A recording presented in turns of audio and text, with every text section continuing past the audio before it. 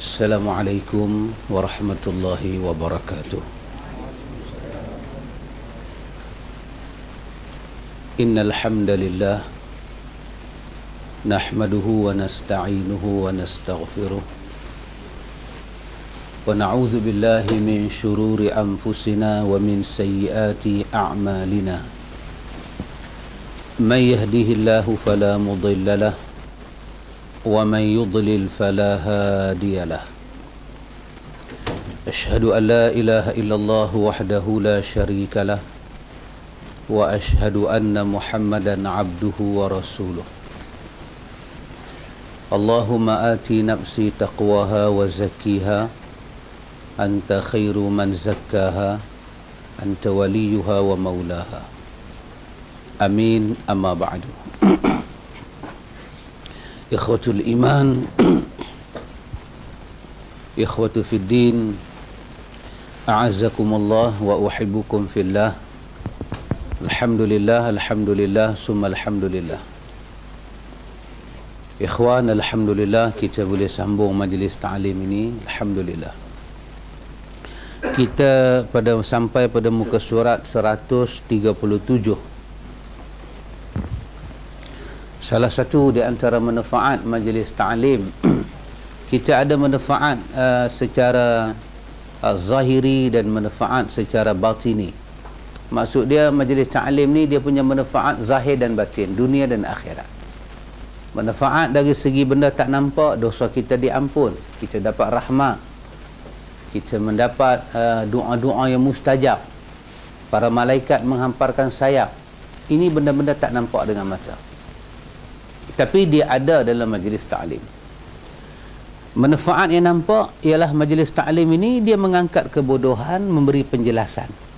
Artinya kalau majlis ta'lim ni dia pelan korang, kita pelan korang masuk dalam majlis ta'lim, kesamaran, ketidak bertemu dengan kebenaran itu lebih banyak.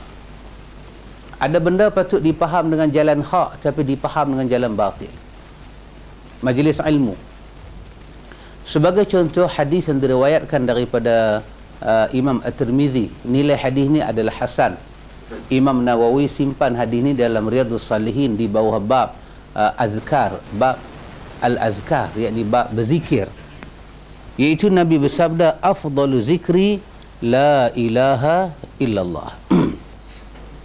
Nabi menyatakan seafdal zikir ialah menyebut la ilaha illallah. Seafdal zikir menyebut la ilaha illallah. Kalau kita tak masuk dalam majlis ilmu, kita boleh dikatakan hampir tidak boleh faham hadis ini dengan jalan yang betul, dengan jalan yang tepat. Ada orang dalam sebahagian buku-buku ditulis, dia faham daripada hadis ni zikir lain semua tak afdal.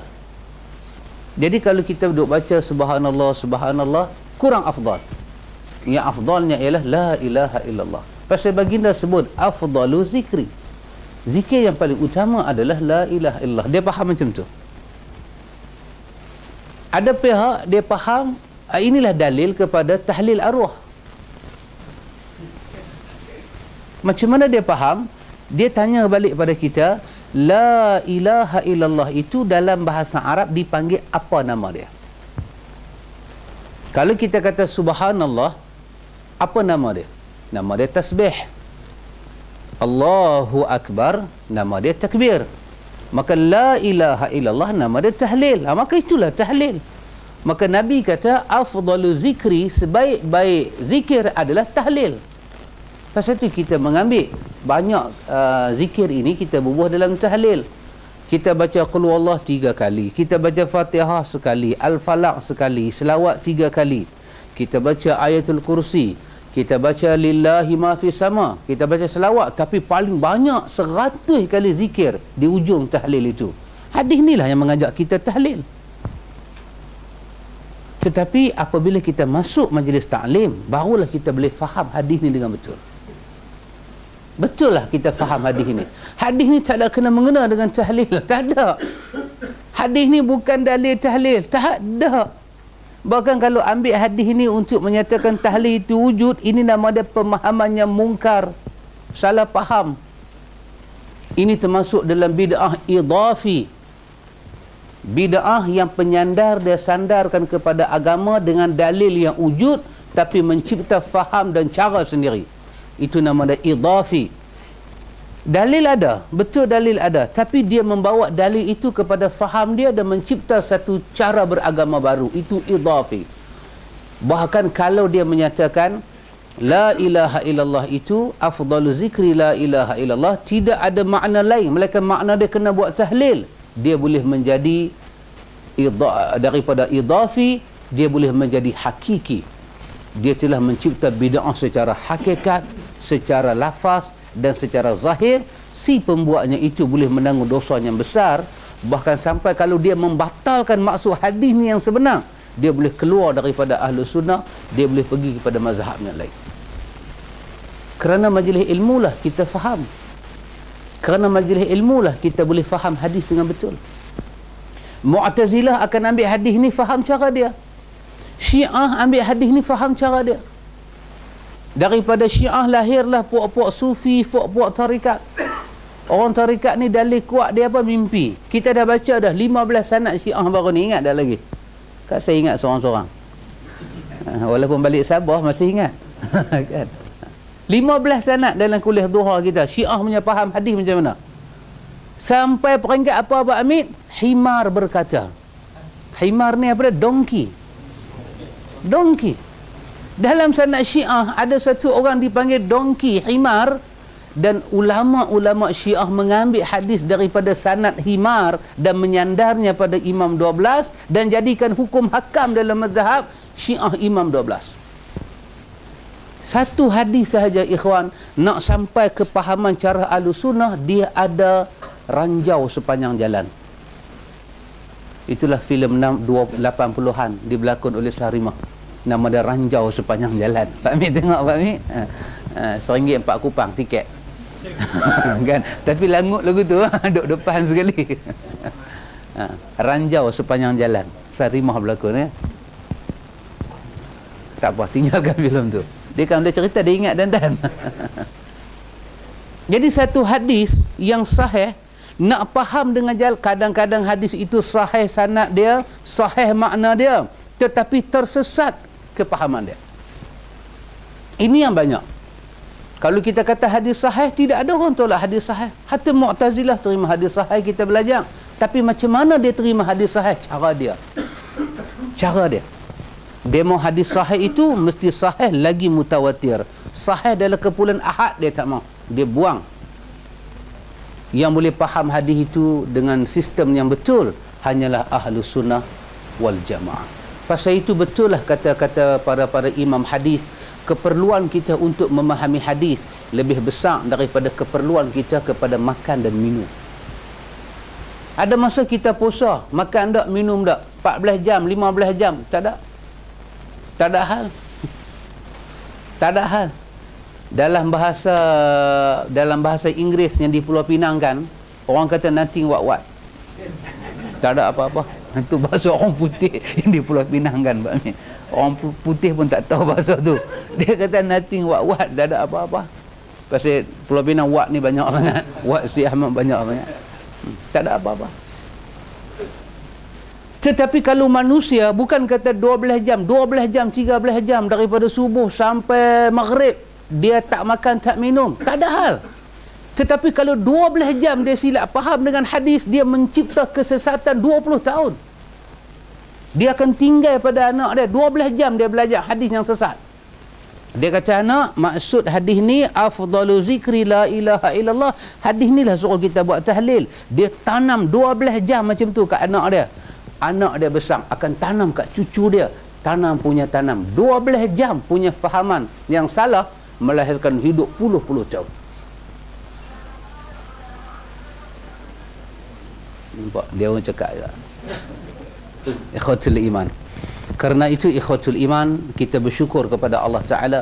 Bila kita belajar hadis, kita duduk dalam majlis ta'lim, kita boleh kenal yang Nabi sebut dalam hadis Abdullah bin Mas'ud, riwayat daripada Imam Ahmad. Para ulama menyatakan hadis ni adalah hadis yang sahih tentang Nabi membaca ayat 153 daripada suratul An'am. Kan? Nabi duduk dengan sahabat, kata Abdullah bin Mas'ud, Nabi ambil satu ranting pokok, Nabi buat satu garisan yang lurus, dan Nabi menyatakan hadza sabilullah, ini adalah satu-satunya jalan Allah. Jalan Allah ada satu je, tak ada dua, tak ada tiga. Kemudian Nabi buat di jalan yang lurus tu, dia buat bengkok-bengkok macam ranting pokok, ke kiri ke kanan. Nabi kata hadza subul yad'u alaihi syaitan, ni adalah subul. Dia tak kata dah sabil, dia kata subul. Kalau sabil mufrad, subul plural dia. Nabi kata ni hadza subul, inilah jalan-jalan yang banyak jalan, bukan satu jalan, banyak jalan yang syaitan yad'u ilaihi, setan duk seru kita pada dia. Tinggal yang satu ni, ambil banyak-banyak ni.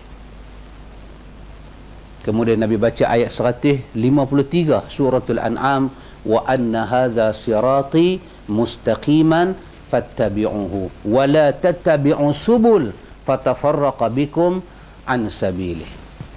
Ikutlah kamu jalan Allah ni. Inilah satu-satunya jalan Allah yang lurus. Allah idhafahkan jalan tu pada dia. Wa anna hadza sirati mustaqiman, inilah satu-satu jalan aku yang lurus. Dia baca dengan mustaqiman, dibubuh alif tanda sifat tu di belakang. Satu-satunya jalan lurus, dan jalan lurus itu ada tanda dia. Inilah jalan. Masa yang kata inilah tu siapa dia? Nabi Muhammad. Allah sandarkan Nabi Muhammad itu pembawa jalan dia yang lurus. Inilah satu-satu jalan yang lurus. Maka Allah kata pada kita, wala tattabi'un subul, jangan hampa semua ikut subul yang Nabi buat di kiri kanan tu. Jangan kamu ikut. Wala tattabi', jangan seorang daripada hampa pi ikut jalan yang bengkok tu. Fatafarraqa, nanti kamu akan bercerai-berai daripada jalan yang lurus yang patut kamu ikut. Zalika wasakum bihi la'allakum tattaqun. Ingat baik-baik wasiat ini, pesanan ini, arahan ini, supaya takwa tu sampai kepada kamu. Subhanallah ya ikhwan. Pasal itu perlu kita duduk dalam majlis ahlu sunnah tu penting. Tak banyak benda kita salah faham. Main dengan kita duk habaq kan 5 kuman tu. 5 kuman punya duk dah. Apa dia? Kitab kata, ustaz kata, lagi masyarakat kata, lagi adat kita orang Melayu memang adat lagu tu. Niat kita elok apa? 5 ni punya doa ada. Satu hadis boleh jahanam. Satu hadis boleh jahanam. Kita kata, dia mai pada kita, dia baca afdalu zikri la ilaha illallah. Dia kata berdasarkan hadis ni Nabi suruh kita zikir lah. Jadi memanglah masyarakat kita pun duk zikir ramai-ramai. Niat kita bagus apa? Zikir ramai-ramai, karaoke ramai-ramai, yang mana elok? Zikir.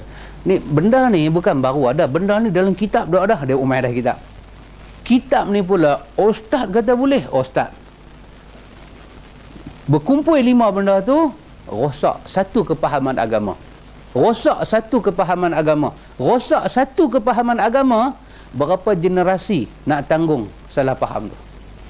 Bila mai orang cerita benda hak sebenar, sebetul, tak dalam acuan yang betul, dia nak musuh, dia nak kembali kepada betul balik tu, lama. Jadi benarlah keperluan kita kepada majlis ahlu sunnah lebih perlu daripada keperluan kita pada makan dan kepada minum. Hatta orang tu sakit, duduk di hospital sakit, waya sana waya sini, dia masih memerlukan kefahaman ahlu sunnah. Tangan dia patah, duduk di hospital, memerlukan faham ahlu sunnah. Dahlah tangan patah satu, bandage satu, sakit lagi, dia tu bagi tahu kata wuduk kena ambil, tayamum pun kena balun kat atas. Habis yang sihat sana wuduk pun tak payah ambil, apa pun tak payah, hang kena double. Pasal apa? Pasal hang sakit. Allahu akbar. Kenapa dia faham agama lagu tu? Pasal apa?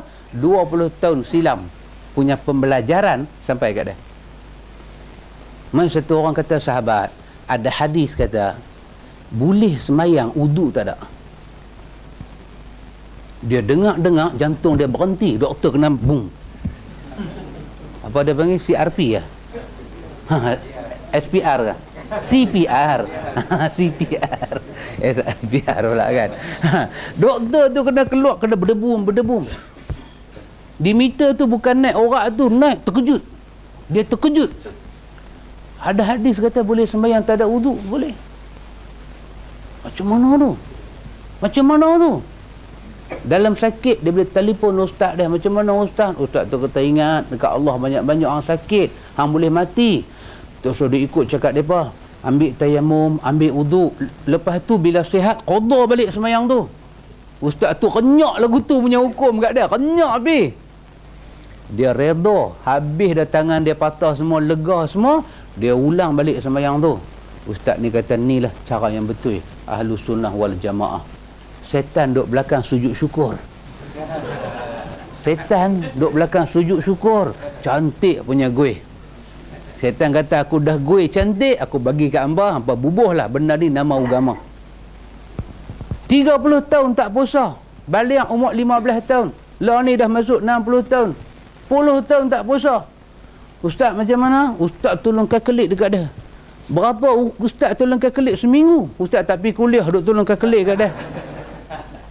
Kalkulit jumlah kata njok banyak ni kena puasa, banyak ni punya beras kena bayar, nama dia fidyah. Kira dia kena bayar tu satu setaraf dengan modal nak buka kelang beras. Nak buka satu bernas baru punya, itulah modal dah 1.5 juta. Apa dia tu? Fidyah puasa. Setan lagi sekali Pak Mi sujud syukur, alhamdulillah, tolong pidah sekong lagi. Cara Nabi semua tinggal pakai cara ni. Pasal tu keperluan kita berlabuh seketika dalam majlis Ahlus Sunnah sangat penting. Sangat penting. Dan sangat penting kita tutup telinga kita, tutup hati kita untuk benda yang tidak sabit daripada Nabi. Tutup maksud dia apa? Jangan bagi dengar. Kan Quran kata apa dia? Innal ladzina kafaru sawa'un 'alaihim a anzartahum am lam tunzirhum la yu'minun. Pasal apa? Khatamallahu ala qulubihim wa ala sam'ihim wa ala absarihim ghishawah wa lahum azabun alim. Pasal apa tu? Orang kafir sesungguhnya kau bagi ingat, kau tak bagi ingat sama. Apa dia? La yu'minun, depa tak mau beriman. Pasal apa? Khatamallah, ada tutup hati dia. Yang tu kita nak ambil. Bukan nak ambil macam tu. Kafir dia tutup diri dia untuk kebenaran. Kita tutup macam tu untuk kemungkaran dan kebatilan. Kita tutup hati kita untuk terima bid'ah. Kita tutup mata kita. Walaupun kita tengok bid'ah tak bagi kesan. Walaupun kita dengar tak bagi kesan. Pasal apa? Khatam. Kita tutup hati kita. Hang ceritalah, hang lambaklah cerita macam mana pun, kita tak akan ikut. Tak ada manfaat depa main lambak bid'ah ke kita. Kita kena ada macam tu, supaya kita boleh hidup di atas jalan yang sebenar. Baik ikhwan, kita sambung muka surat 137.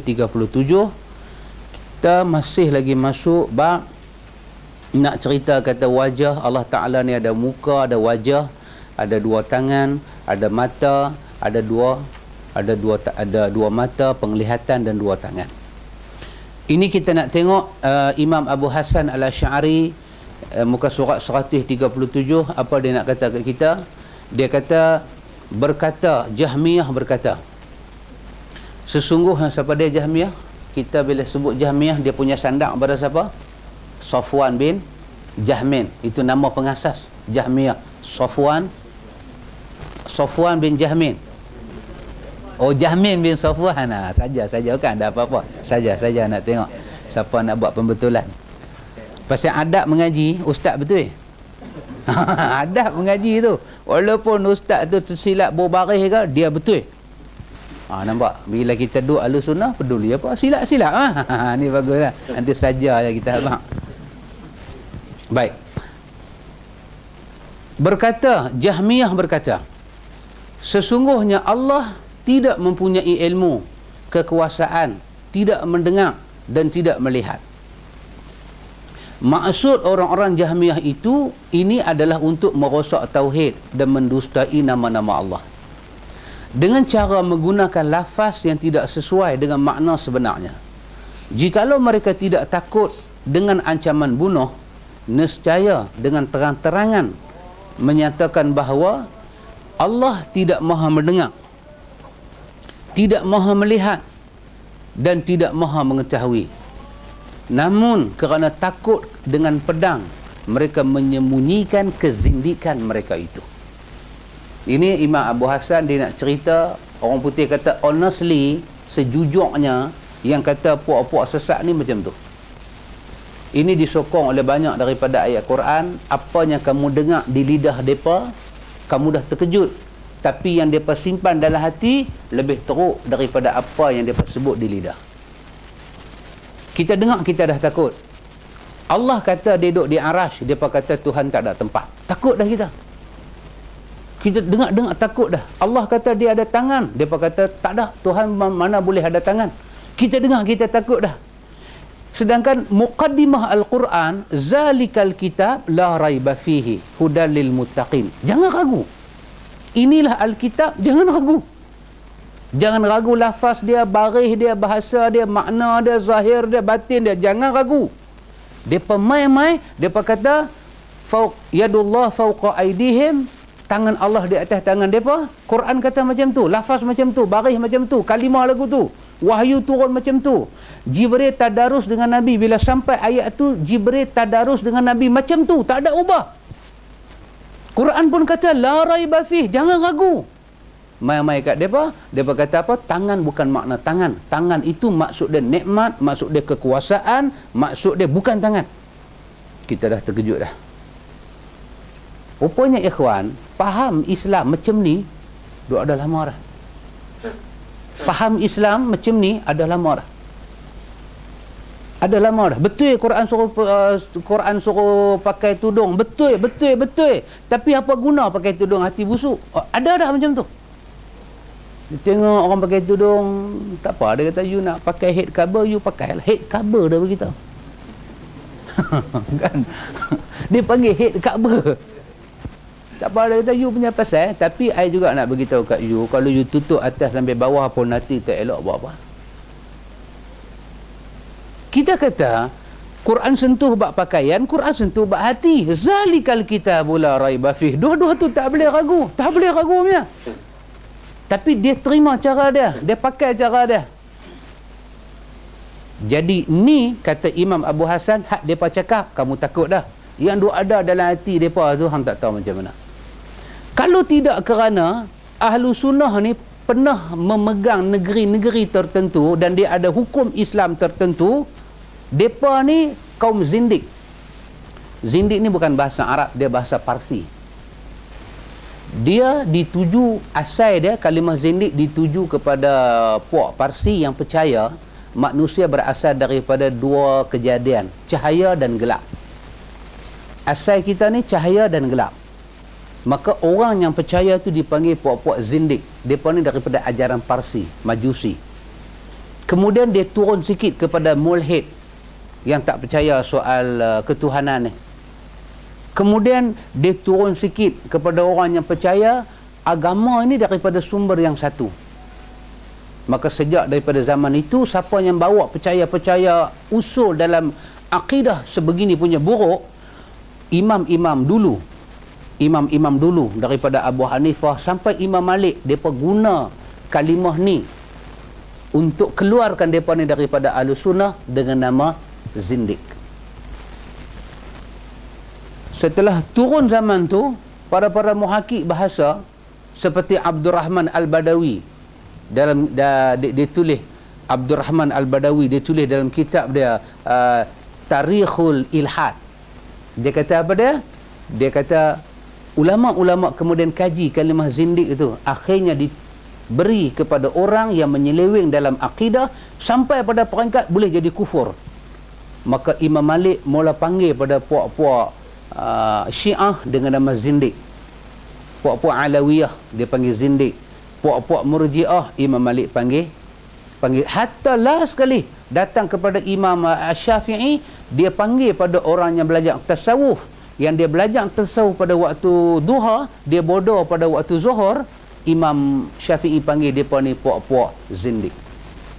Pasal cara depa belajar, sumber depa belajar terkeluar daripada manhaj ahlu sunnah. Imam Abu Hasan guna lagi sekali nama zindik kepada puak-puak menyeleweng dalam akidah. Tu, kalau tak kerana takut kepada ancaman hudud yang ada dalam Islam ni, mereka akan cakap lebih teruk daripada tu. Mereka sembunyi benda ni semua pasal takut hukuman-hukuman yang ada di dalam mazhab ahlu sunnah. Pasal itu bila Mu'tazilah dapat kota Baghdad, benda mula dia nak bagi tahu pada semua orang, Quran adalah bukan kalam Tuhan. Dia nak buat tu. Jadi kena hati-hati ikhwan. Dalam akidah ni kita percaya dekat Quran, kita percaya dekat sunnah. Pasal tu kita kata khuz aqidatuka minal kitabi was sunnah ala fahmi as-sahabah radhiyallahu anhum. Ambillah khuz, ambillah aqidatuka, kepercayaan kamu, keyakinan kamu, minal kitab was sunnah, daripada Quran, daripada sunnah as-sahihah yang sahih, ala fahmi sahabah, seperti yang telah difaham oleh para sahabat Nabi radhiyallahu anhum, baru kita selamat. Ini cerita depa ni. Ini kata Imam Abu Hasan. Puak-puak Jahmiyah kata macam tu. Kata dia, salah seorang daripada tokoh terkemuka Jahmiyah telah berkata bahawa ilmu Allah adalah Allah tu sendiri, dan Allah Subhanahu wa taala adalah ilmu. Dia kata lagu ni masalah di mana? Masalah pada tauhid asma' dan sifat. Ada benda menjadi sifat Tuhan secara zati. Tuhan sandak kat diri dia. Ada Tuhan bagi tahu nama-nama dia. Tuhan bagi tahu secara khabar, pemberitahuan daripada Quran dan Sunnah. Bila dia kata ilmu Tuhan adalah Tuhan, Tuhan adalah ilmu, bermakna Tuhan dan ilmu adalah benda yang satu. Sedangkan sifat benda lain, nama benda lain. Dan sifat ni pula ada 2-3 perbahasan lagi. Imam Abu Hasan kata dia tak boleh kata macam tu. Apa yang Tuhan namakan diri dia, itu kita panggil tauhid asma'. Apa yang Tuhan sandarkan sebagai sifat dia, itu kita panggil tauhid sifat. Dan dua-dua benda tu dalil dia kena ada daripada Quran dan Sunnah.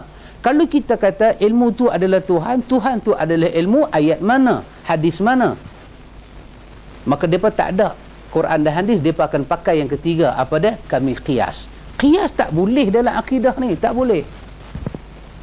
Qiyas ni tak boleh dalam akidah. Ni nanti hatta jangan cerita ke orang lah kan. Ni buku kita ni, Al-Ibanah ni, ada beberapa hadis yang para ulama lepas daripada Ibanah tak setuju. Mungkin malam ni sekali kita jumpa satu. Walaupun yang cakap tu Imam Abu Hasan, tapi dia kait dengan satu hadis yang dikatakan dhaif kalau tidak ada syawahid. Kalau tidak ada apa? What we say in Malay, syawahid. Penguat. Bukan ubat kuat, penguat. Syawahid, kesaksian lain yang menyokong dia. Walaupun daripada turuqul ilmi, jalan ilmu, benda tu boleh hujah. Tapi sebahagian para ulama tak mau. Pasal apa? Hadis sahih dalam akidah ni memang duk ada. Pasal tangan, pasal mata, pasal kaki, pasal jari jemari, duk ada. Pasal apa yang nak pergi cari hadis duk kena penguat-penguat ni? Tapi di satu sisi Imam Abu Hasan kata, aku tak lari daripada hadis, aku tak lari daripada turuqul ilmi, jalan-jalan hadis diterima atau ditolak, aku tak lari pun tak lari. Orang kata, ahlu sunnah kata dekat Imam Abu Hasan, cara hang tu korang kemah. Itu sama-sama ahlul ilmi. Kita tu sama masuk jambak kan, jangan masuk jambak. Laki bini berkelahi jangan masuk jambak kan. Dia tu kata apa ya, 3 pagi berkelahi, tek punya pasal pun berkelahi kan. Nak jangan masuk jambak. Dia nak bergomel 3-4 pagi pun dia punya pasal. Kita pergi jadi settle, last sekali depa masuk rumah elok-elok, kita jadi penunggu di luar. Jangan belajar daripada gambar tu. Baik. Ia menafikan ilmu terhadap Allah dengan kata-kata yang seolah-olah dia menetapkannya. Perkataan ini maksud dia untuk mengucapkan doa, wahai ilmu, ampunilah aku. Kalau Allah tu ilmu, ilmu tu Tuhan, kita tak perlu kata ya Rabbi, kita tak perlu kata Allahumma, cukup kita kata ya ilmu, ampunilah aku, cukup mah. Jadi kalau orang tu baca doa ya ilmu, kita kata Allahumma ya alimul ghaib, ya alimul ghaib, kan doa Nabi kan, ya alimul ghaib wa syahadah. Hadis daripada Aisyah, riwayat Imam Muslim. Ibnu Taimiyah kata, siapa yang suka duk mengaji sunnah keliru-keliru kena baca doa ni. Doa ni adalah rawatan, terapi nak buang keliru-keliru. Kita letak hadis Bukhari bagi tahu sunnah, dia keliru lagi. Dia kata keliru lah. Kita baca hadis lagi, sahih, dia kata keliru lah. Nak letak apa kat dia Pak Cik Syar? Nak bagi dia tak keliru? Dia ni raja keliru. Daripada raja turun rakyat, semua keliru. Kan? Itu kasar lah Pak Cik. Kita ni, orang kata rafiq ahlu sunnah, rafiq ahlu sunnah bi ahli sunnah. Lembutnya ahlu sunnah dengan ahlu sunnah. Boh penampak tu kasar lah. Kan? Dalam tak boh penampak pun kena macam-macam. Tambah kita boh penampak. Nak bagi dia faham. Akhirnya Ibnu Taimiyah dalam Majmu'ul Fatawa kata, tetaplah keliru itu diajak juga dengan sunnah. Apa dia? Cari satu doa yang sabit secara sahih Nabi baca. Ibnu Taimiyah keluarkan hadis Imam Muslim daripada Aisyah cerita Nabi suruh baca doa ni. Doa apa? Doa orang keliru. Setelah dia baca juga doa ni, dia keliru juga. Kita tengok dia masuk dalam majlis Ahlussunnah, kata kat dia pergi balik. Sebab hati dia memang tak suka kebenaran. Keliru tu bukan Tuhan bagi, itu alasan untuk tak mau terima apa yang ada. Lepas itu di antara doa tu Nabi kata apa? Allahumma anta anta tahkuma baina ibaduka fima kanu fihi yakhtalifun. Ihdini lima ikhtulifa fihi minal haqqi biiznik. Ya Allah, ramai dah hang akan jadi hakim di kalangan hamba hang di atas apa yang mereka perselisihkan. Hidayahkanlah aku di atas apa yang diperselisihkan di kalangan manusia. Dengan izin engkau, kau yang bagi hidayah pada siapa yang kau suka ke jalan yang lurus. Itu doa Nabi baca. Kadang-kadang doa ni Nabi baca bila? Lepas sembahyang sunat pajak. Bang subuh buat sunat pajak 2 rakaat, habis bagi salam sunat pajak, Nabi tadah tangan baca doa ni. Lepas tu baru iqamah, baru sembahyang fardu subuh. Kadang-kadang Nabi buat doa ni sebagai iftitah dalam sembahyang tahajud. Bangkit, Allahu Akbar, Allahumma Rabba Jibrail wa Mikail wa Israfil Fatiras samawati wal ar Alimul ghaibi wa syahadah Anta tahkuma baina ibaduka fima kanu fihi yakhtalifun. Dibuat sebagai apa? Iftitah dalam sembahyang tahajud. Lepas tu baru baca Fatihah. Pentingnya tak keliru dengan agama ni cukup penting. Lebih-lebih benda tu benar, kita keliru, memang daripada syaitan. Baik. Kerana menuntut ilmu, menurutnya ilmu itu adalah Allah, dan menurut kiasnya yang batil, Allah adalah ilmu dan kekuasaan. Maha tinggi Allah atas apa yang mereka katakan sebagai ketinggian yang sebenar-benar. Maha suci Tuhan daripada benda. Kadang-kadang kita tengok ilmu tu juga nama Allah kan, nama-nama Allah. Tapi pasal apa ahlu sunnah tak boleh terima kalau kita kata Allah itu ilmu, ilmu tu Allah? Pasal apa? Pasal faham macam tu bukan daripada para sahabat. Para sahabat tak pernah kata Allah itu ilmu, ilmu tu Allah, tak pernah. Mereka akan bagi tahu apa yang menjadi perbuatan Tuhan, apa yang menjadi sifat Tuhan, apa yang menjadi nama Tuhan. Letaklah benda-benda itu ikut aturan dan acuan-acuan dia, mengikut jalan ahlu sunnah wal jamaah. Syekh Abu Hasan Ali bin Ismail Al-Asy'ari radhiyallahu anhu berkata, kepada Allah kita minta petunjuk dan hanya kepadanya kita minta kecukupan. Tiada daya dan upaya melainkan upaya Allah yang maha tinggi, maha agung, dan dialah tempat kita minta tolong. Jadi dia nak bagi tahu, kata mencampur di antara nama dan sifat ini kerja Jahmiyah. Kita jangan. Kita tauhid asma, tauhid sifat, dua benda berjalan, ikut dia punya dalil-dalil dia. Masalah Jika seseorang bertanya kepada kita, apakah kalian menyatakan bahawa Allah Subhanahu wa taala mempunyai wajah? Kalau orang tanya kita, Tuhan ada wajah. Wajah bahasa Arab kan, Melayu panggil apa? Muka. Orang putih panggil apa? Face. Face to face. Face. Adakah Tuhan ni ada wajah? Adakah Tuhan ni ada muka? Orang putih panggil apa? Saya tak tahu lah. Kata pada dia, ya, kami berpendapat seperti itu dan bertentangan dengan pendapat kaum mubtadi'. Kami kata macam ni sebab kami tak sama dengan pendapat ahli bid'ah. Mubtadi' itu ahli bid'ah. Kami tak sama dengan depa. Kami tak sama puak-puak yang duk buat bid'ah dalam akidah. Antum bid'ah dalam ibadat pun teruk, tambah bid'ah dalam akidah. Dia pergi lukis satu wajah baru dekat Tuhan Yang Maha Esa, satu muka baru. Macam mana kita nak terima? Sorry to say, tapi jangan cerita ke orang. Ini satu rahsianya agak agresif lah. Syekh Maulud pernah kata, tapi ingat rahsia. Jadi apa-apa jangan cerita siapa cerita benda ni. Sengak. Tapi Syekh Maulud pernah kata apa dia? Puak-puak Jahmiyah ni, puak-puak yang kita bila belajar pasal Tuhan ada tangan, dia tak boleh terima. Dia kata tangan benda lain, muka benda lain. Puak-puak ni dia kata setarah dengan puak-puak buat tokong. Bubuh tangan, bubuh gigi, bubuh muka, cat. Jadi Tuhan baru. Inilah mereka dia. Allah bagi tahu pasal diri Tuhan, dia tak boleh terima. Dia cipta yang baru. Tuhan yang tak ada tangan, Tuhan yang tak ada mata. Dia cipta, lepas tu dia sembah atas keyakinan Tuhan tu. Bebaslah diri Islam daripada apa yang dia sembah. Terus saya kata jangan cerita ke orang. Bahaya. Kita mengaji akidah ni macam tu. Kena akidah yang sebenar. Dan dalam bab Tuhan, tak ada ra'yi-ra'yi. Tak ada akwal-akwal. I think. Tak boleh, you tak boleh think. In this issue, I think. No. You cannot think. Tak boleh. Benda ni bukan makanan segera nak buah dalam tin. Tak boleh. Dia kata, my opinion. No, sorry, tak terima. Dalil mana? Dalil qat'i mu'tamad. Faham macam tu. Tuhan kata dia ada tangan. Dia kata dia ada tangan. Apa yang problem sangat? Baby kat dia, hal dia. Dia ada tangan, dia ada kaki, dia ada jari jemari, dia punya pasal lah.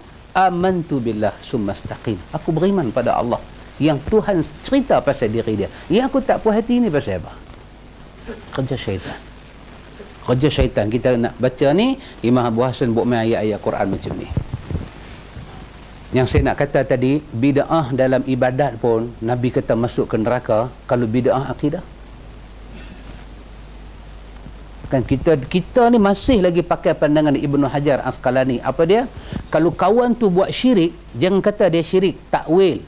Mungkin kondisi dia menyebabkan dia buat syirik, tak tahu, kena paksa. Macam budak Sabah ni lah, dia pergi tembak muka perempuan tu, rebeh muka. Rebeh. Nak kata apa dah? Tamak ada dia tertekan pin senapang ke? Ataupun setan masuk dalam badan tengok duit. Orang putih panggil full of the money. Bukan lot tu banyak full. Full bukan bodoh ke? Penuh kan? Dia nak sama. Full of the money. Dia bukan kalau lot itu banyak dah kan, tapi full of the money, tadahan duit. Kan? Banyak duit tu. Dia tengok dia sudah jadi kelabu mata, dia bagi, dia pun tak tahu peluru tu nak pergi tang mana. Dam kata kena tang sini. Ambil duit lari pergi mana? Lari pergi airport. Nampak sangat tak balik ni. Nak mencuri, hampir lari pergi airport tu pasal apa? Kena. Perempuan tu mati dah. Syahid. Perempuan tu mati syahid tu. Sabit daripada hadis yang sahih. Mati kena bunuh lagu tu syahid. Free Tuhan bagi syurga kat dia. Kecuali hadis Imam Muslim ada hutang lah. Ada hutang nak bayar. Kan? Ada hutang RM1 pun, di atas nama hutang waris kena bayar. Tapi dia tak ada apa. Tunjuk gambar semua, dia cantik elok punya orang. Dia punya muamalat dia cantik dengan semua. Tuhan bagi kat dia 1 bulat bam kata kena ni, isi dalam tu bersembung keluar. Syahid. Tuhan bagi syahid. Kita tak payahlah panggil asyahid nama apa agak, tak payah. Tapi dia syahid. Orang syahid masuk syurga. Yang nak tahu syahid tak syahid, yang tembak tu lah. Dia sakit lah ni. Nak kena masuk, nak kena bicara, nak kena tu, silat-silat sebelum bicara dah kena 2-3 dah dalam dah. Silat-silat, mata dia pakai ni mata plastik, mata betul dia bawa keluar lah. Kan, silat-silat main dengan polis kan, jangan main-main. Polis dia boleh buat, kecuali polis Malaysia dia tak buat, dia baik-baik. Ni cerita polis lain-lain negeri mana punya, pasir dua butir, pasir berdengung punya polis, main dengan polis sana, papan istana pun dia keluar aja duduk bawah pokok kan. Tambah mata orang, itu polis punya hal lah tu, Jason King punya hal kan. Polis Malaysia dia tak buat. Jadi jangan buat pasal, jangan buat pasal. Baik, kita tengok apa yang mereka nak kata. Hal ini dapat dibuktikan. Kamu kata Tuhan ada wajah? Ya, naam. Bukan kita kata naam, kita kata ajal. Ajal, bukan ajal kematian. Ajal ni maksud dia tak salah lagi apa yang hang kata tu. Buat macam orang putih, exactly what you say. Dia ni exactly. Ada bahasa lain lagi? Tak ada ana? Exactly maknanya kita bukan kata yes, kita kata exactly. Hang kata tu tak syak lagi. Bahasa Arab kita kata ajal. Kalau naam, ya. Tapi kalau ajal, tak syak lagi. Apa yang hang kata tu betul, yang itulah aku. Ajal, dia kata ya, Tuhan memang ada wajah berdasarkan firman Allah dalam 27 surah Ar-Rahman. Wa yabqa wajhu rabbika dzul jalali wal ikram. Dan tetaplah kekailah dan tetap kekal wajah Rabbmu yang mempunyai kebesaran dan kemuliaan. Kita mengaji kaedah Ahlussunnah, apabila satu ayat menyebut satu benda, kan, bila kita nak ubah maksud ayat itu, kita kena mengambil dalil daripada Quran, ayat lain dan hadis yang sahih untuk mengubah. Untuk mengubah ayat Allah, diperlukan ayat Allah juga dan diperlukan sunnah Rasulullah. Kalau dua benda ni tidak mengubah apa yang disebut awal tadi, maka siapa pun tak boleh ubah. Di sini Tuhan kata, kekailah wajah Rabb engkau yang mempunyai kebesaran, dan kemuliaan. Jalal, Allah ni Ta'ala sifat yang tinggi dan sifat itu penuh dengan kemuliaan. Untuk mengubah wajah dengan makna lain, buat main satu ayat lain, buat main satu hadis yang lain. Otak, kias, pandangan manusia tak boleh. Pasal apa? Pasal yang ni bab akidah, bab tauhid, bab Tuhan. Dan ini kalam Tuhan. Kalau Tuhan kata dia ada wajah, tiba-tiba main satu makhluk kata Tuhan tak ada wajah, kita kena tanya budak ni, hang siapa? Tuhan yang cakap. Maka selagi tak ada benda tu, kekallah ayat ni macam tu. Quran kata, kita bacakan dalam kuliah subuh kita, kuliah duha kita, Quran kata apa dia? Bagi orang yang mati itu, dia ada waris yang dapat harta dia. Macam mana anak dengan pak? Tu waris lah. Bapak mati, tiba-tiba anak pergi masuk Buddha, tetap anak dia. Macam mana hang kata bapak dia, harta bapak dia tak boleh sampai ke anak dia pasal dia kafir? Kerana yang sebut tu ayat Quran, kita kena buat ayat Quran juga yang menghalang. Tak ada ayat Quran, kena buat hadis yang sahih. Dalam hadis Imam Muslim, Nabi kata seorang kafir tidak mewariskan harta daripada waris yang kafir. Hadis boleh mengubah hukum, hadis boleh, Quran boleh. Tapi dalam bab ni tidak ada hadis, tidak ada Quran yang mengubah maksud wajah adalah wajah. Dan kita tengok dalam Quran ni, dalam hadis Allah Subhanahu wa taala, dia kadang-kadang dia sandang pada diri dia dua benda. Satu benda yang dia sandang itu kita boleh tengok sebagai apa kita panggil, sebagai petanda kata dia memiliki benda tu dan benda tu ada kemuliaan. Masalan, dia sandarkan Baitullah. Baitullah. Bait itu dia sandang pada diri dia. Baitullah. Apa dia? Rumah Allah. Dia sandang Baitullah.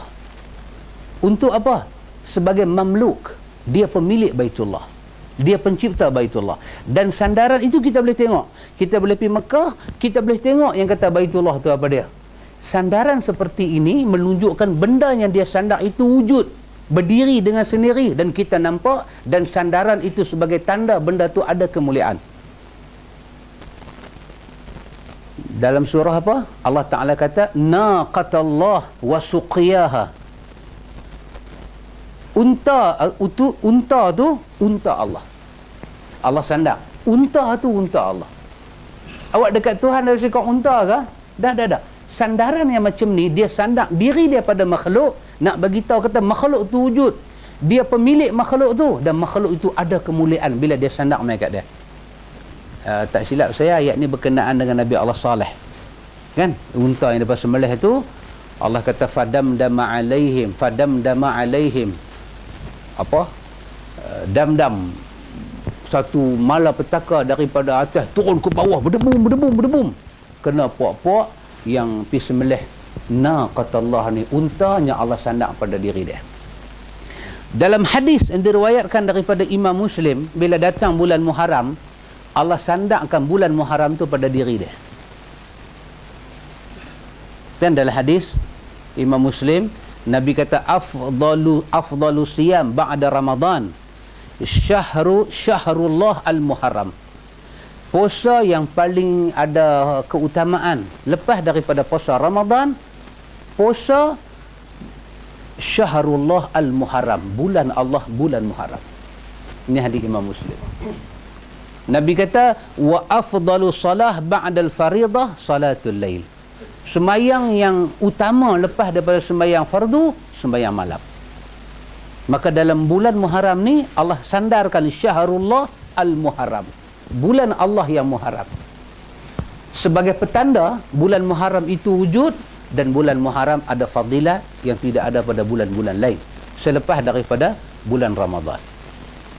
Ramadan duduk nombor 1, Muharram duduk nombor 2. Barulah datang 9 puasa 10 Muharram, puasa 9 Muharram, hadis Abu Hurairah, hadis Abdullah bin Abbas, semua hadis-hadis sahih kata puasa 10 Muharram, 9 Muharram ini wujud berdasarkan hadis yang sahih. Kerana hadis tadi Nabi kata puasa bulan yang afdal kamu puasa lain daripada Ramadan adalah bulan Allah Al-Muharram.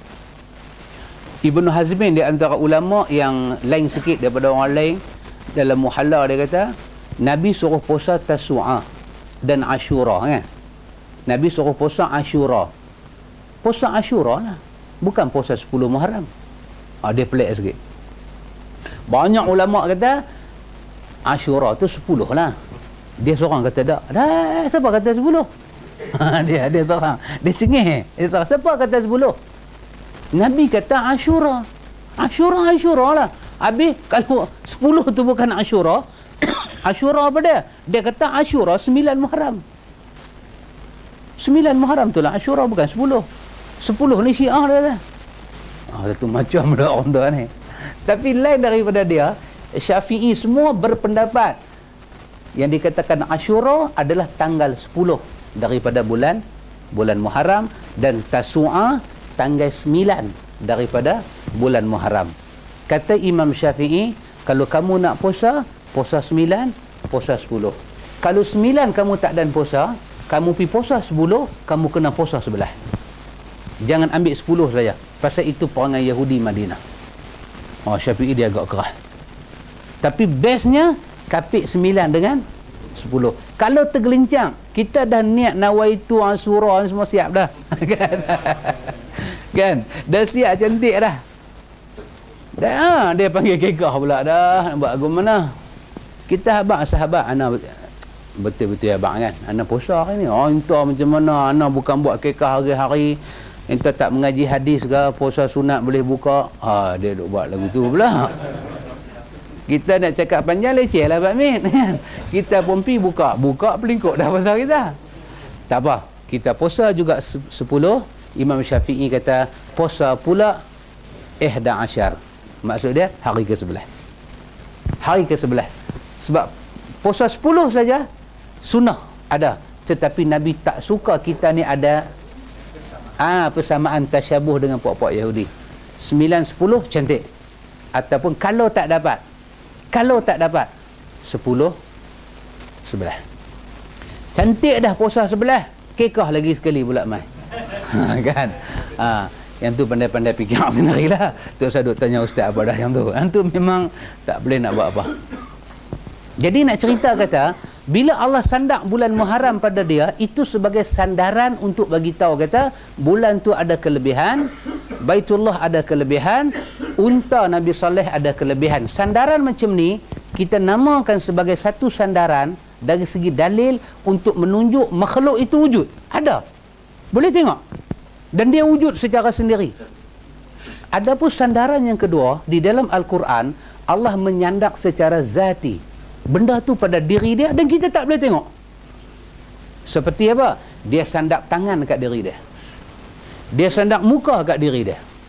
Maka benda ni semua kita tak boleh tengok. Apabila kita tak boleh tengok, maka benda itu wujud pada diri Tuhan. Benda tu bukan makhluk. Macam kita boleh tengok hak pertama tadi. Benda tu secara khabariah, secara dalil-dalil yang jelas, benda tu memang wujud pada Tuhan dan dia bukan makhluk yang kita boleh tengok-tengok ni biasa.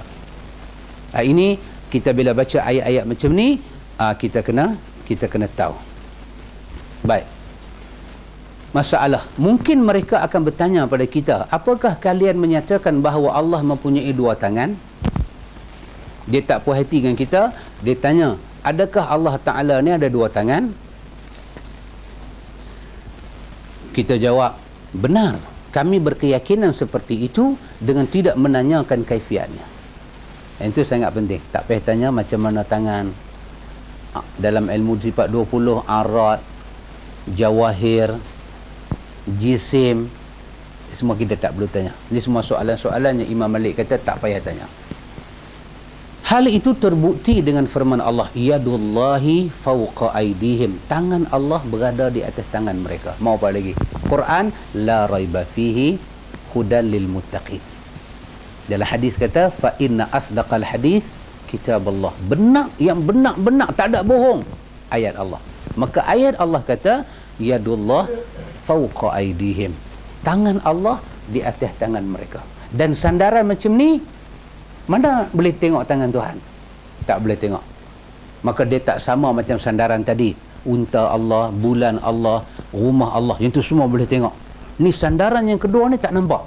Maka kenalah kita yakin sandaran yang macam ni tak sama macam sandaran yang pertama. Benda ni memang ada pada Allah. Tangan Allah di atas tangan mereka. Firman Allah, lima khalaqtu biyadayya, kepada yang telah ku cipta dengan kedua tanganku. Ini Allah kata pada Iblis, dia tak mau sujud pada Adam. Pasal apa hang tak mau sujud pada Adam? Aku buat Adam dengan tangan aku. Dia sandar tangan pada diri dia. Diriwayatkan daripada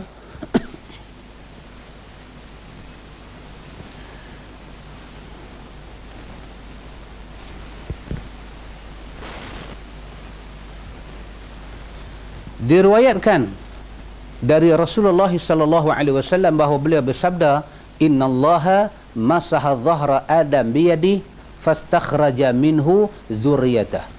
Sesungguhnya Allah mengusap punggung Adam dengan tangannya, lalu mengeluarkan dari punggung belakang Adam tersebut anak-anak cucunya. Nah, tengok di bawah tu dia kata, hadis ini diriwayatkan oleh Abi Daud dan Tirmizi dan sanadnya terputus namun mempunyai syawahid. Yang ni yang ulama tak apa setuju dengan hadis-hadis macam ni. Tapi dari segi ilmu hadis ni tak ada masalah. Kecuali Mu'tazilah dia tak mau. Sebab hadis ni daripada kumpulan syawahid, dia masuk hadis ahad. Dia bukan mutawatir. Tak mau hadis ni. Tetapi apabila para ulama kata elok hadis-hadis macam ni tak usah buat sandaran. Tetapi adakah hadis-hadis lain yang menceritakan Allah Ta'ala ni ada tangan? Ada. Ulama kata hadis Bukhari.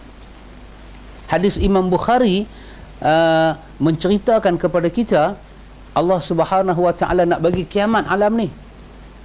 Bila Allah Ta'ala nak bagi kiamat, dalam hadis tu kata apa kepada kita?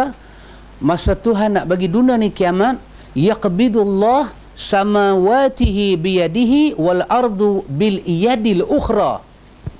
Allah Ta'ala dia genggam 7 petala langit dengan tangan dia sebelah kanan, dan dengan tangan sebelah lagi satu dia genggam Bumi-bumi ni semua dia gantung doa lagu tu.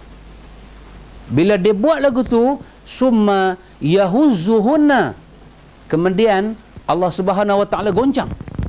Ini hadis Imam Bukhari. Dia lipat langit-langit ni semua ni, 7 petala langit dia lipat, dia genggam belah tangan kanan.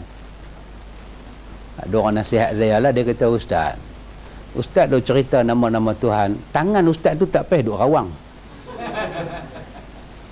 Pasal apa? Bila Ustaz rawang, adakah Tuhan pegang macam tangan Ustaz? Dia kata salah tu. Kita pula masalah, kita orang Penang, kalau dia tak pi lagu tu, dia jadi macam mana tu? Bukan kita nak habaq Tuhan pi genggam macam kita genggam ni, dah. Tapi dia automatically dia kan? Dia nak bagus mana? Bukan kita nak habaq kata, kita tak boleh kata Tuhan genggam lagu tu, tak boleh. Yang tu kita tamsil, kita bagi sama, itu keluar kita daripada akidah sunnah. Tapi dia automatically bila kata nak bagi dia duduk diam tu, dia rasa macam demam. Tak boleh. Tak apa, saya cuba ambil nasihat sahabat tu kan. Dia kata Allah Subhanahu wa taala ni yaqbidullahu samawatihi biyadihi. Allah Taala ni dia genggam apa yang ada di langit dengan tangan sebelah, dia keluar dah. Dia keluar, dia automatik. Dia genggam dengan tangan sebelah kanan dia apa yang ada di langit. Kemudian dalam hadis Bukhari itu kata wal arda, dan langit ni biyadil ukhra, dengan tangan lagi sebelah. Bermakna hadis ni kata Tuhan ada tangan dan ada dua belah. Dia ada belah kanan, dia ada belah kiri, dua belah. Lepas tu Tuhan buat apa? Summa yahuzzuhunna, langit dan bumi hak dia pegang tu dia goncang. Dalam Quran kata kan, macam-macam ayat nah, idza samaun fatarat, kan, bila dah semua ni jadi, rupanya Tuhan yang goncang benda tu, dia goncang. Masa tu dia kata apa? Summa yaqul, dia kata anal malik, akulah raja, akulah pemilik. Dia ulang, anal malik, akulah raja. Sahabat Nabi kata bila Nabi cerita benda ni, falaqad ra'aitun Nabi sallallahu alaihi wasallam yadhhak hatta badat nawajizuh ta'ajjuban wa tasdiqan. Bila Nabi cerita hadis ni, sahabat kata nampak Nabi senyum sampai nampak gusi dia, kerana Nabi jadi takjub dan membenarkan apa yang Allah kata. Jadi ulama hadis kata lebih baik pakai hadis ni. Hadis ni tidak ada syawahid apa, seorang-seorang dia dah gagah dah. Ini sebahagian ulama memberi komen lah kepada buku yang kita baca ni, nama dia Al-Ibanah. Ayam tu yang puak-puak yang tak baca Ibanah langsung, dia kata Ibanah pun ada hadis tak betul. Dia kata Ibanah tak betul, dia pergi baca lagi kitab tak betul. Jadi cerita dia, adakah kamu percaya Allah Ta'ala tu ada tangan? Kita kata ya, Tuhan ada tangan. Dari hadis di atas jelas penetapan bagi Allah, tangan bagi Allah, dengan tidak menanyakan bagaimana tangan itu. Nabi bersabda, innallaha ta'ala khalaqa Adam biyadihi wa khalaqa jannah Adan biyadihi wa kataba Taurah biyadihi wa gharasa syajarata Tuba biyadihi. Sesungguhnya Allah mencipta syurga dengan kedua tangannya, menulis Taurat dengan tangannya, menanam pohon Tuba dengan tangannya. Dan Allah berfirman, bal yadahu mabsutatani, bahkan tangannya terbentang luas, tidak terkunci dan tidak terbelenggu. Kilta yadaihi yamin, kedua tangannya sebelah kanan. Kilta yadaihi yamin, kedua tangan Allah tu sebelah kanan. Ini hadis Imam Muslim, kita dah bincang dah hari itu, tapi nak bagi tahu kata Allah ada tangan. La akhadna minhu bil yamin, nescaya benak-benak kami pegang dia dengan tangan kanan. Ini Allah kata kat Nabi, kalau dia sampai wahyu tak betul, kami nanti buat dia, kami tarik jantung dia keluar, kami kilas tangan kanan dia. Jangan main-main dengan kami. Kami ambil tangan kanan kami berkeluar jantung dia berkeluar kalau dia mendustakan ayat-ayat kami. Ini bermakna sunnah itu di atas kebenaran. Dalam bahasa Arab dan adat kebiasaan dalam percakapan, tidak boleh seseorang berkata amil tu biyadi kaza, aku melakukan ini dengan tanganku. Kata ya, tangan diartikan dengan nikmat. Dalam bahasa Arab, orang tu kata amiltu biyadi. Maksud dia nak habaq kata dia berusaha dengan tulang pak kerak dia. Maka dia kena kata dia buat kerja dengan tangan lah. Ini hasil usaha tangan dia. Dan tidak ada dalam bahasa Arab bila dia kata amiltu biyadi, aku buat kerja dengan tangan aku, maksud dia tangan itu sebagai nikmat. Tak ada. Sebab tangan yang kita duk bicara ni, Jahmiyah kata tangan Tuhan bermakna nikmat Tuhan. Yadullah fawqa aidihim, tangan Allah di atas tangan mereka, nikmat Allah di atas tangan-tangan mereka. Dia ubah. Kata Imam Abu Hasan, kita guna segi bahasa Arab tak masuk akal. Yad, tangan nak dipaham dengan nikmat, tak masuk akal. Nanti banyak benda jadi huru-hara. Ni dia nak cerita kat kita sikit.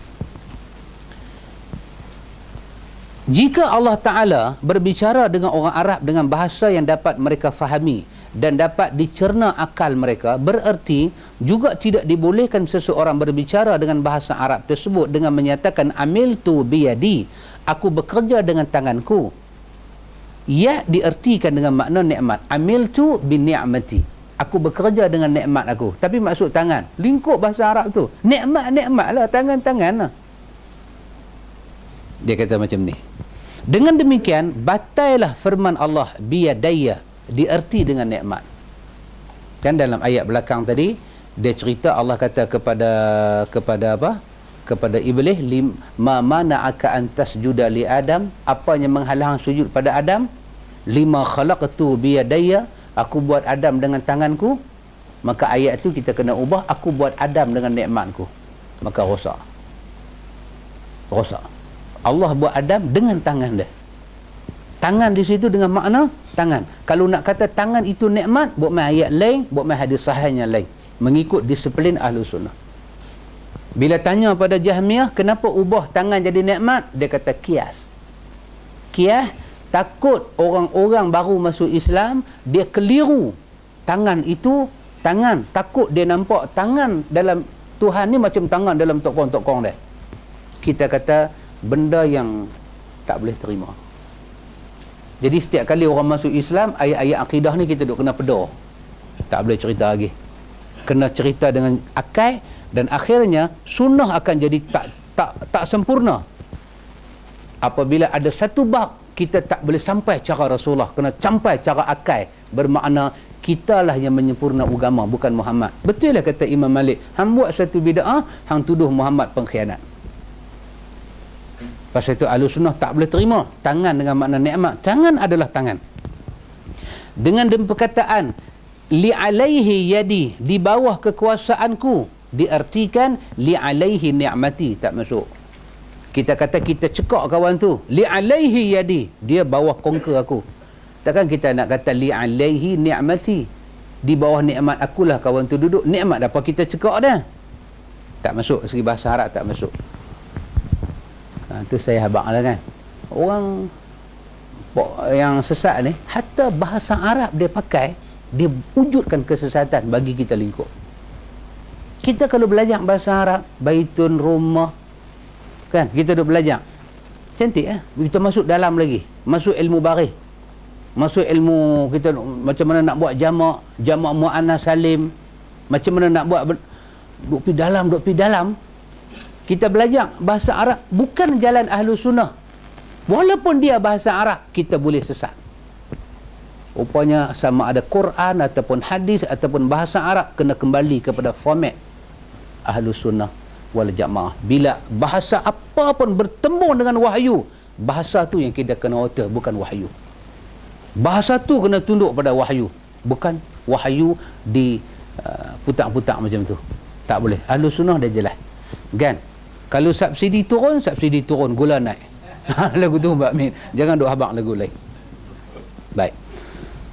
Barang siapa memaksa kita berhujah dengan ilmu bahasa, sementara dia tidak membawa hujah dari ilmu bahasa, maka perkataannya yang mengertikan aliyat dengan nikmat tertolak. Tertolak. Yad, tangan. Adalah tangan. Bukan nikmat. Dia kena buat main hujah bahasa juga. Yang kata yad adalah nikmat. Tak ada lah kita. Kecuali itu telah dialter oleh Jahmiyah dan Mu'tazilah. Sebab tak mungkin kata aliyat diertikan nikmat kecuali dari segi ilmu bahasa. Jika dia enggan menerima makna dari sisi bahasa, maka dia juga tidak boleh menafsirkan Quran dari sisi bahasa, dan jangan menetapkan erti nikmat untuk kata ya dari sisi bahasa. Jika firman Allah biyadaya ditafsir dengan nikmat berdasarkan kesepakatan kaum muslimin, maka kaum muslimin tidak sepakat dalam hal ini.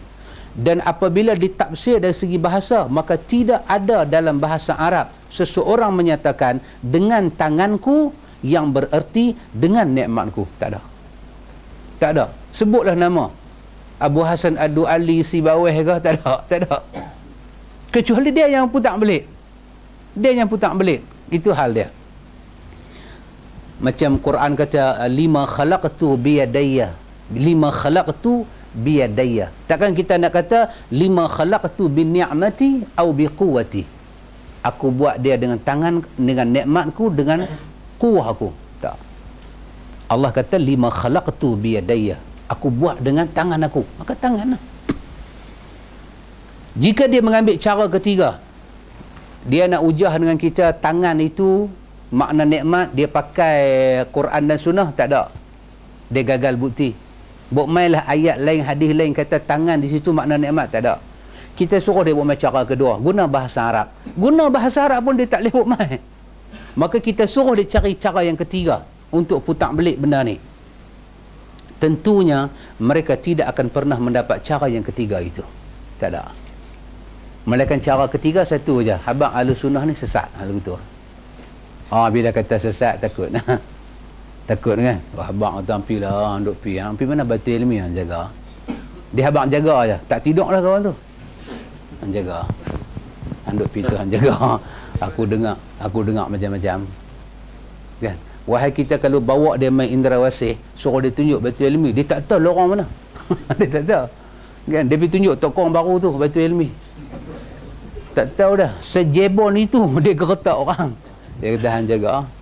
Orang ni bila dengar benda tu takut lah. Aku dengar mereka raya pun tak takbir. Takut lah. Raya tak takbir main lah.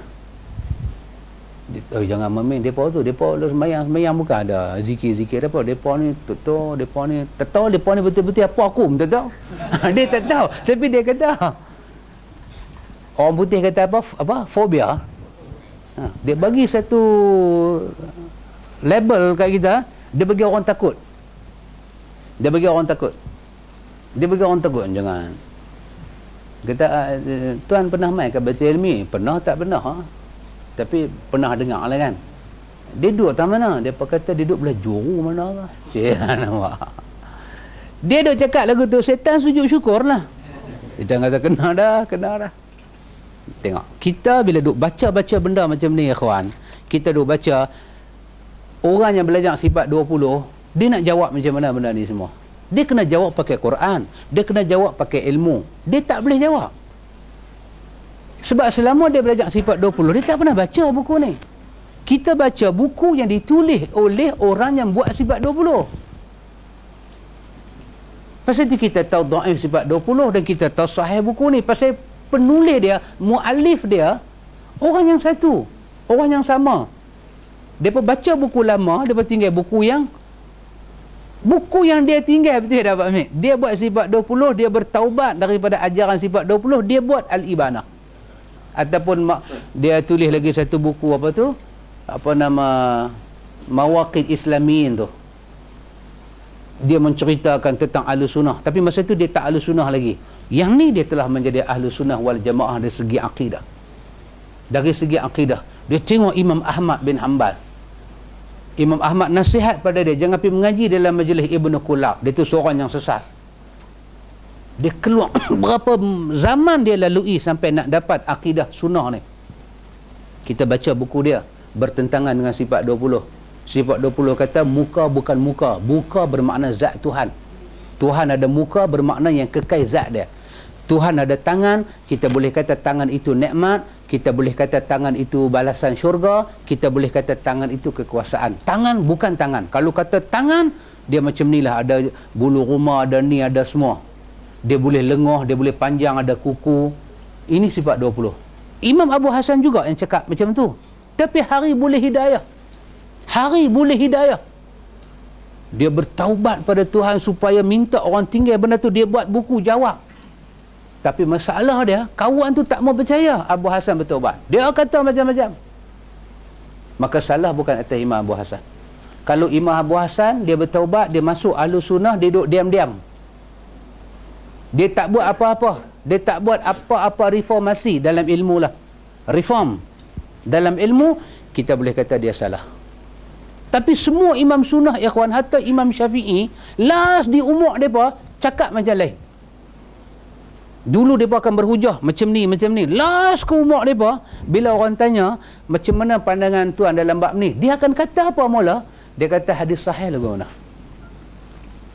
Dulu masa mereka ada ilmu, mereka cergas, mereka akan kata, yang ni yang betul. Mengikut ini bahasa dia, ini.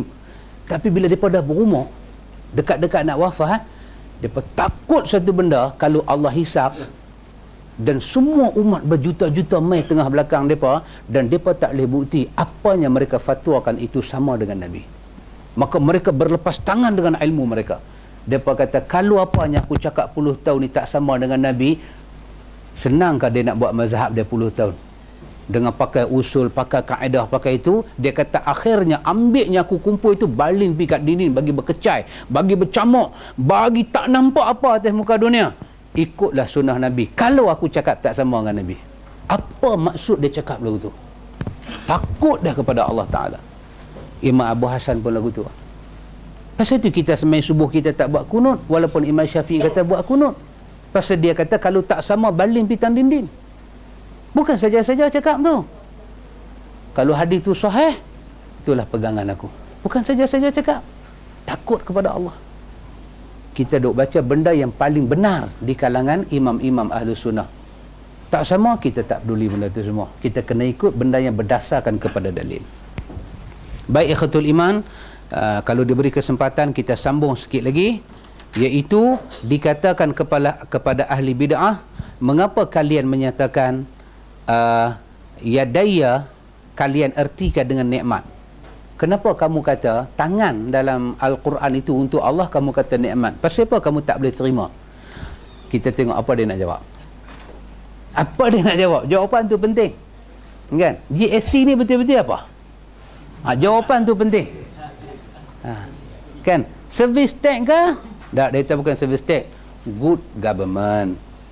Kan? Good government. Service di belakang tu baru tax. Dia bukan every apa tak tahu lah, every day ke every apa ke, duk tax dah. Dia betul-betul good government service tax. 14% ke 16%, semua turunlah tinggal 6%. Yang nak kena ni bukan kedai runcit, bukan kedai mana, yang nak kena ni menega setengah juta ke atas. Yalah, setengah juta ke atas. Yang duk pergi beli tu siapa dia? Marahai ni lah duk pergi beli. Tak, dia betul-betul dia cuma 17 bulan, dia cuma 2 tahun mula saja barang melambung naik. Lepas tu tahun-tahun yang berikutnya dia turun sampai tak nak naik dah. Yang ni lah duk dengar kan Menteri Keuangan 2 duk bagi satu penjelasan. Tapi dia kata first ni, dia kata GST nanti naik dulu. Tapi kita jangan bimbang, kita ada 17 bulan. Kita nak buat tahun 2015, bukanlah. Cuma lah barang nanti naik. Lah barang nanti naik pasal subsidi kita turun. Yang rakyat duk rasa gula murah tu pasal kerajaan tolong bayar. Lah kerajaan tak mau bayar. Rakyat kena bayar 3 kupang pasal kecil manis, darah tinggi. Pasal tu yang kata good government. Dia fikir kecil manis rakyat dia. Mana ada dalam dunia kerajaan macam ni? Tak ada. Kita pergi Amerika, kita pergi Saudi, mana ada satu leader kita yang bercakap dia very conscious. Ini concert yang mana satu betul ni? Concern. Itulah. Dia prihatin. Tengok ketua duk pergi ambil ubat kecil manis. Rupanya buat klinik satu Malaysia, kecil manis tak turun lagi. Pergi bayar RM1, kecil manis naik lagi. Last sekali macam mana? Bagi gula naik. Dah, tak ada apa-apa. Sayang pada rakyat. Rakyat didahulukan. Bayarlah 3 kupang tu. Kan? Yang ni very good government. betul-betul cakap lah. Mereka ni pun belajar dengan Jahmiyah. Tuhan ada, Tuhan tak ada, Tuhan lawan. Mu'alaf tu tanya betul-betul cakap. GST ni apa dia? GST ni betul-betul barang naik lah. Cukup lah lagu tu, cukup lah barang naik. Habis, tak payah bang apa. Ni nak tanya dekat puak-puak ni. Pasal apa yang tak boleh terima tangan Tuhan tu? Oh, dia ada jawapan dia. Jawapan dia kita tengok lagi 2 minggu, apa dia nak jawab kat kita. Dia nak jawab kat kita juga. Kita tengok jawapan dia. Wallahu ta'ala alam. Subhanakallahumma wa bihamdika asyhadu an la ilaha illa anta astaghfiruka wa atubu ilaik. Allahumma rabbana atina min ladunka rahmah wa hayyi lana min amrina rasyada. Wassallallahu ala nabi Muhammad walhamdulillahi rabbil alamin. Besok kuliah